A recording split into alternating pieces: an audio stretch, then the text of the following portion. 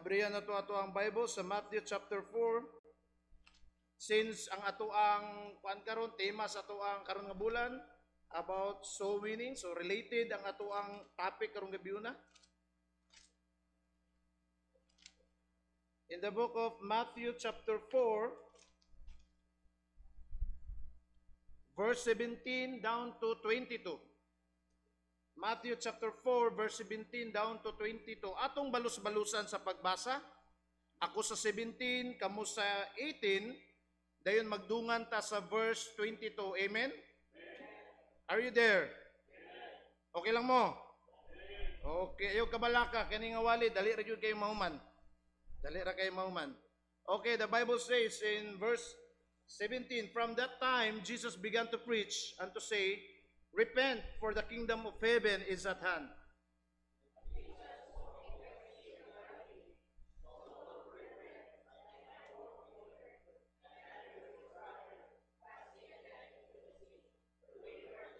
Verse 19, and he saith unto them, follow me, and I will make you fishers of men.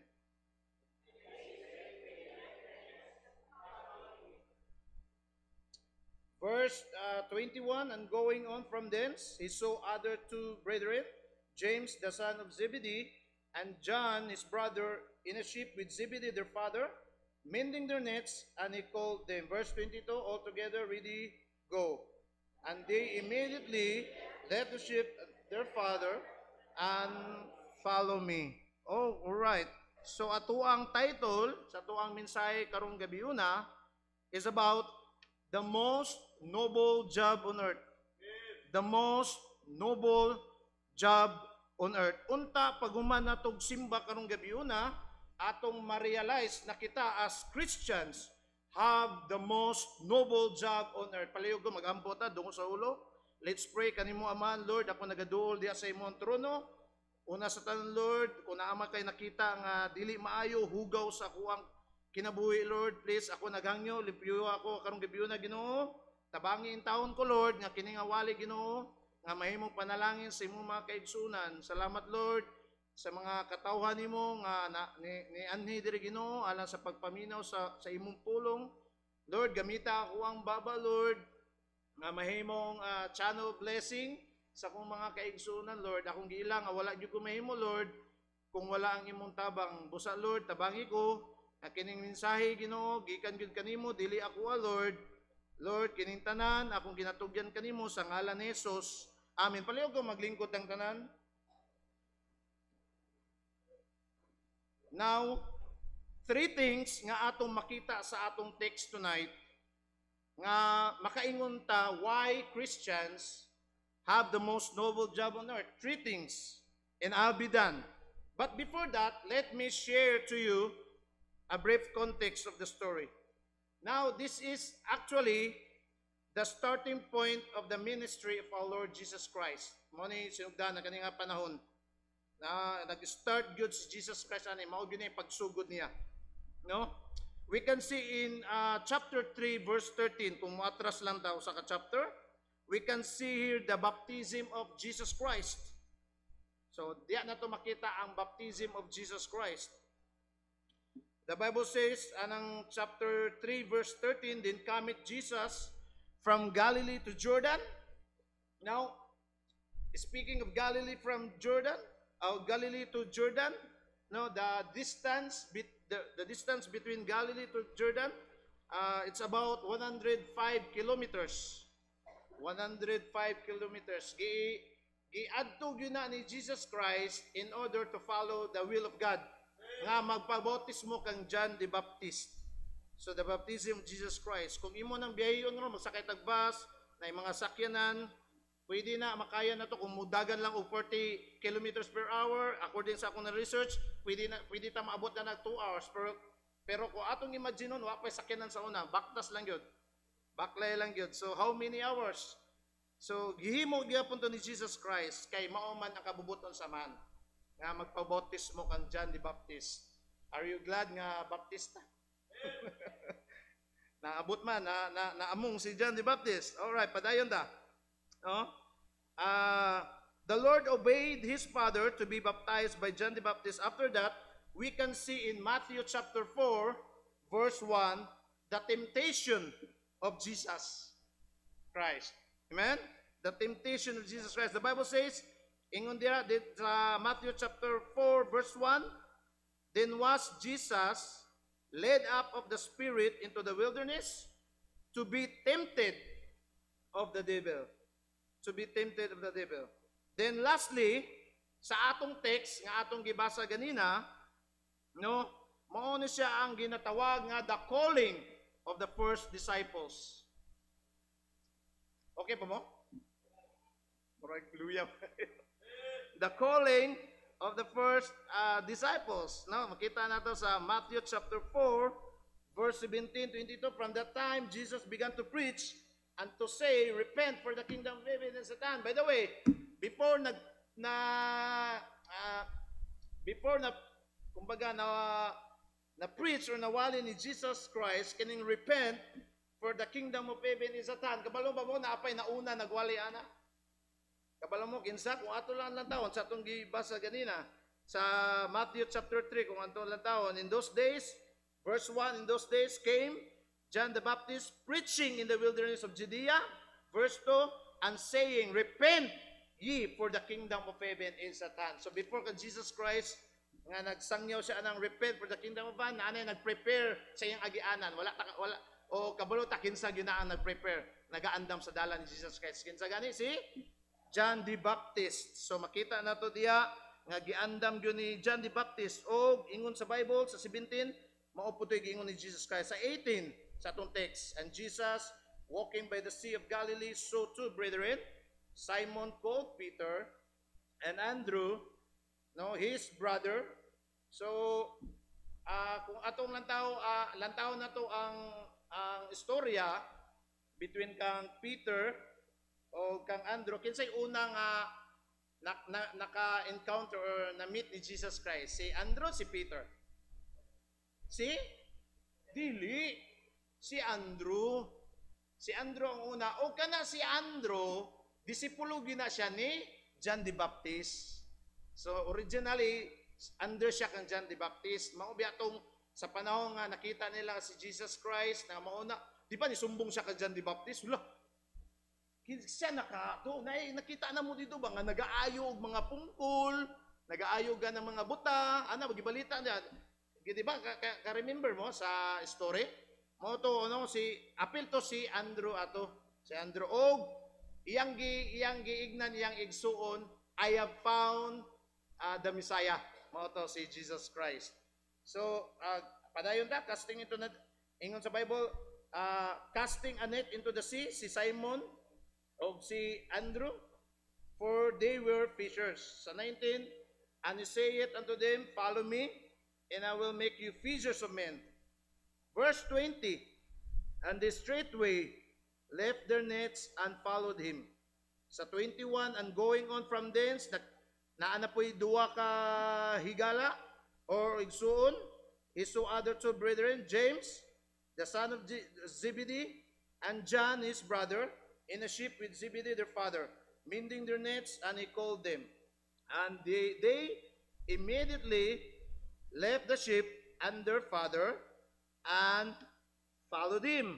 The Lord started to look, kung atong pamalandungan kini nga text, kini ato ang text karon, makita nato nga ang atuang Ginoo nga si Jesus nag-start nga mangita og mga worker. Amen? No, the Lord started to look or hire some workers. Amen? Basically, we are His employee. No? And He is the employer. Amen? The job has been offered, and this job is the most noble job on earth. Bisan pa ang atong i-search sa Google, ang kanang the most noble job on earth.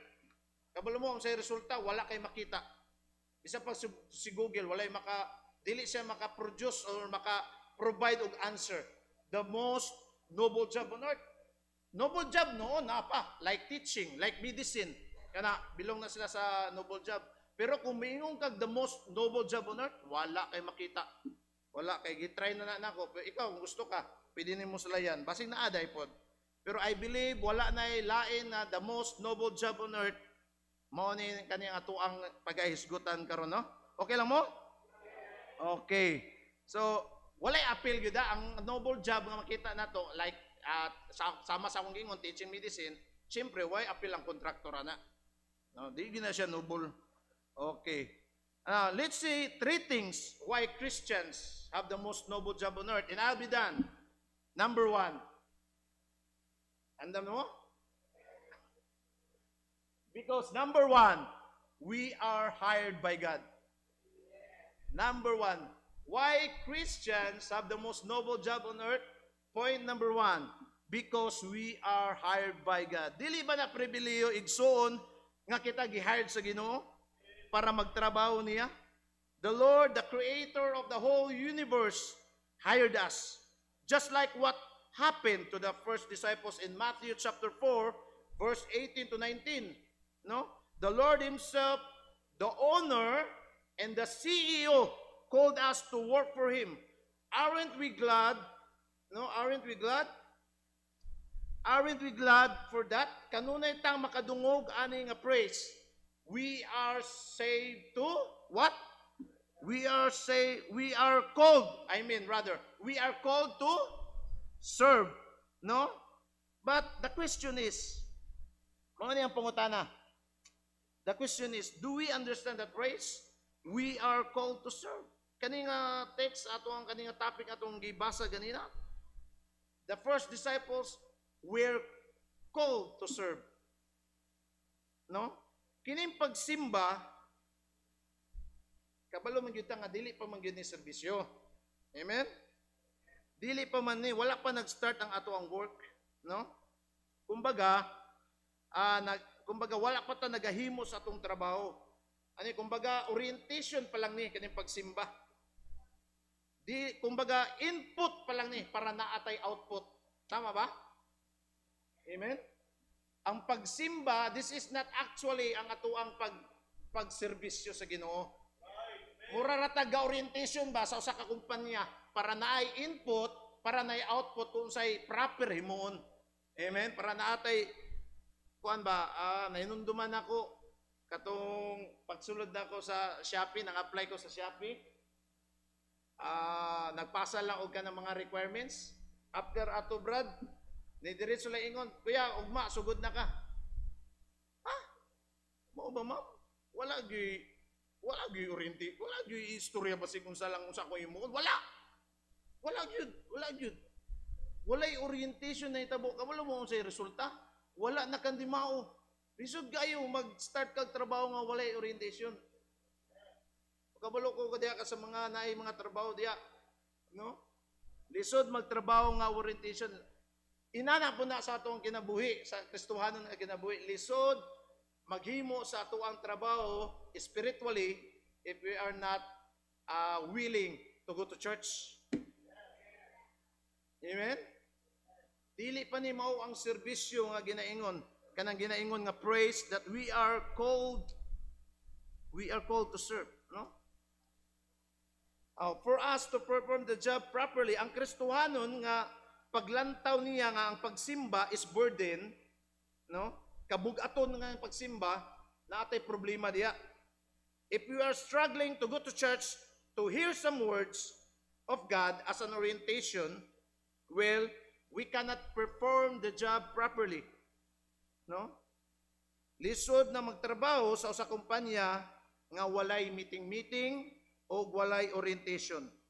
So gihire naman ta sa Ginoo, need nato ang pagsimba. Need nato ang orientation para makabalot ta unsa atong himuon. Amen? Daghan wala nakasabot ani. Maunang ingon sa Matthew chapter 22 verse 14, for many are called, but few are chosen. Daghan ta gitawag, pero gamay lang gyud ang mapili. Kaya nga naman, dili man willing gyud. Kaya ang pagsimba pa lang gani niya, kabugaton na. How much more pag-start sa to ang buluhaton. Unsa man nga buluhaton, unya, mabalaan na to unsa gina. O kabalo ko na mo'y idea, unsa mo gina. No? So always remind ourselves that the word Christian is an action word. Amen? The word Christian is an action word. We are called to serve, or we are hired to work. No? Wala ba ta nalipay igsoon nga gitawag ta or gi-hire ta para sa dakong bulaton? No, nagapaningkamot gani ta magtrabaho sa usa ka tawo, how much more ang Ginoo tag-iya sa tuang kinabuhi. Amen. So the reason why we have the most noble job on earth, because number one, we are hired by God. Number two, di ta magdugay. Kaya ingon ako ganina, dali ra kay ta mahuman. Number two, why Christians have the most noble job on earth? Not only because we are hired by God. Number two, we can see in verse 19, ato sa Bible, Matthew chapter 4, verse 19, and he saith unto them, follow me, and I will make you fishers of men. Follow me, and I will make you fishers of men. No?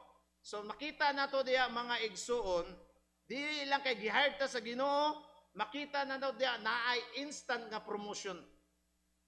There's an instant promotion from fishermen to fishers of men. Kuyaw ano?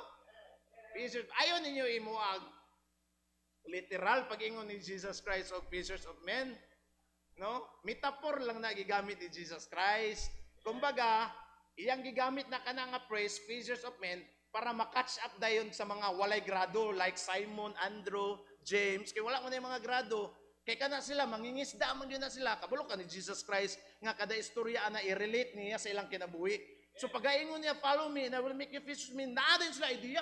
Allah, mao de kay ngano man, mao man ilang trabaho, girelate ni Jesus Christ. So it needs dedication, commitment, pareha nang manakop sila o magkuhan sila kanang isda.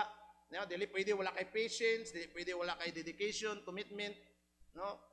Pareha sa tuang katong last time Brad na nagligo ta sa kuan, sa Tansing. So naagyo to patience Brad, no? Kasi pag walay kuha na pati kuha Brad. We have toiled all night. Ay kabala ka, we have toiled all night gani ingon ni kuan, wag sila nakakuha. But anyways, so mao to why Jesus Christ nagagamit anang metaphor, follow me and I will make you fishers of men. No? There's an instant promotion. Hello. There's an instant promotion. No. The Lord offered us a better job. Kung paminaw nimo nindot nang imong trabaho diri sa yuta, hey, sultian ta ka. Wala nay mas nindot pa nga trabaho nga gihatag sa Ginoo. No, para sa atuwa as Kristohanon. No? O kung mangutana ka sa kuha, sir, unsa jud ay na nga klase nga trabaho? Wala nay lain nga tubag ana, makita na to sa verse 19.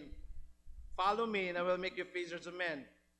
The Greek word of fishers of men is halios anthropos, which means to lead others to a spiritual life, particularly by sharing the gospel for them to be saved and to become followers of God. The phrase is a metaphor, symbolic, sumbingay. Jesus calls his disciples who were fishermen to ship, para magkambyo na transition, their focus from catching fish, parang ilang focus ba, gikan sa catching fish, to bringing people into the kingdom of God. Amen? Catching fish, bringing people into the kingdom of God, it implies a mission that requires patience, sama sa ungingong ganina, dedication, and sharing a message of hope with others. Alright. I do believe sharing the gospel is the most satisfying thing we ever felt in our lives. Agree mo, ana? Kung kita Kristohanon, wa kita nakashare pa sa gospel, I believe emptiness na sa iyang kinabuhi. Tinuod yun na. Sakit man na siya paminahon, sakit man na siya pamalandungon, pero mao gyud na reality kay ngano man, mao nang purpose nga giluwas ta para i-share apod ang kaluwasan. Na paano ta mo share sa kaluwasan kung ikaw wa pud naluwas? So first of all, kumbaga sa katong pattern ganina ba nga si Jesus Christ nagpabautismo una, no, before siya before siya gitintal sa yawa, baptism first, sunod temptation, sunod nag-start na ang soul winning o ministry. So inana ang pattern po sa tuwa, dili pwede start din kang wala pa ka na baptize, wala pa ka na luwas. No? O sa tuwang paguman sa baptism, mao nang dagan na di kalawtay, kay paguman sa baptism, pagtungas pa lang nimo diya sa tubig, dagan nagpagsulay. Temptation. Kita ni mo ang pattern sa ministry kan Jesus Christ. So inana ang kinabuhi sa Kristohanon, no? Wala na ilain nga mas nindot pa nga gi-offer nga trabaho mao niyang gitawag nga mahimo tag fishers of men. Mahimo tag soul winner, no? Follow me and I will make you fishers of men. All right. Sama sa akong gingon ganina, it implies a mission that requires patience, dedication, and sharing a message. All right. Okay. Bugal-bugalan, lisod himoon ang soul winning, lisod himoon kay ulaw, tama ba? Bugal-bugalan lang ta. Ignon pa ta nga unsa man ang ilang trabaho oy. Umingon pa na sila nga mura man na sila buwang oy. Gadalag-dalag Bible, no? Sige. Mo na sila, mo na ato ma-encounter lisod. Lisod mag-soul winning. Ug mao ni usually nga ato ma-encounter pero sige lang. Dili man na importante. Dili man na importante as Christian, no, ang ilang mga comments, reactions, dili man na mao gid ato ang tumong i-praise ta nila. Amen ba? Nga soul winning ta kay dili magkuha tag comment reaction nila. Di mo kay kung mao na atong tumong, ma-discourage ko oy. Kay lain mga istorya sa tao. Nga gani one time share nimo, abi nimo naminaw pero wala ra da ito, wala ra da sa buot. Madawat-dawat lang sa pulong sige. Pero sige lang. No? Ang importante nga nagatrabaho ta sa bulaton. Amen? Kung ilang lantaw buang ta sa mata sa Ginoo, beautiful. Gorgeous. Beautiful, gorgeous. Ingon pa, di ba? Na-remember niyo sa Romans? Sa tiil palang daan sa mga nagalakaw para i-share ang gospel. Ang Bible nagaingon sa Romans chapter 10:15. How beautiful are the feet of them that preach the gospel of peace and bring glad tidings. Amen? Okay na mo? Gusto man eh, umano na na to. Umano naman. Dali aroy. Okay. Kung sa itong una, why Christians have the most noble job on earth? Because we are hired by God. Number 2, there's an instant promotion. Alright. Then lastly, umanadayon ko. Dali aroy, tama ba? 1, 2, 3. Oh, tulo ra gyud kay ang baptist dapat tulo ra man gyud daw. So tulo lang gyud go. No? Not only we are hired by God, not only there's an instant promotion, but lastly, we can see in verse 20 adto ta. Verse 20. And they, ang saying sa Bible, and they straightway left, unsa na? Their nets. Oh, de unsa pa to? Ambak ta sa kwan. Ambak ta sa 22. Sa 20, and the Bible said, and they straightway left their nets and followed him. Sa verse 22, sa gingon, and they immediately left the ship and their father, uy, grabe na yun, and followed him. Alright, we can see number 3, the uncomparable job. The uncomparable job. Notice the words straightway in verse 20 and immediately in verse 22, implying that the disciples understood clearly that their job is being a fisherman is nothing compared to the job that the Lord offered to them. The Lord has given us a very unique job. Amen? A very unique job that cannot be compared to others. We can also see here nga ang kaning ginatawag nga pagkabig ug kalag, pag soul winning is a serious matter. Can you imagine?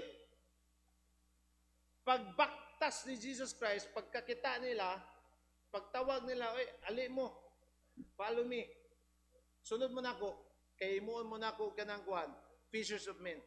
Can you imagine nga si Simon o si Andres sa Bisaya pa, dili si Pastor Andres.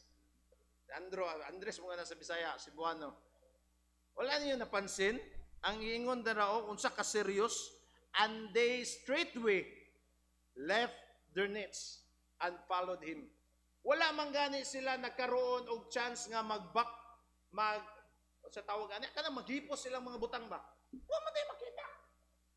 Kaya namin nakajut sa Lord. Waon sa nako ako ang bag. Ako sa ibutang ang mga gamit para musulod.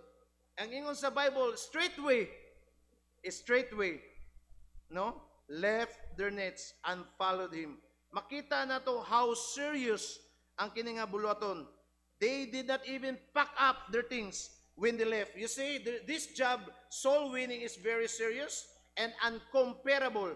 No, the Bible says in Mark chapter 8 verse 36, kung atuon nimo, for what shall it profit a man if he shall gain the whole world and lost his own soul?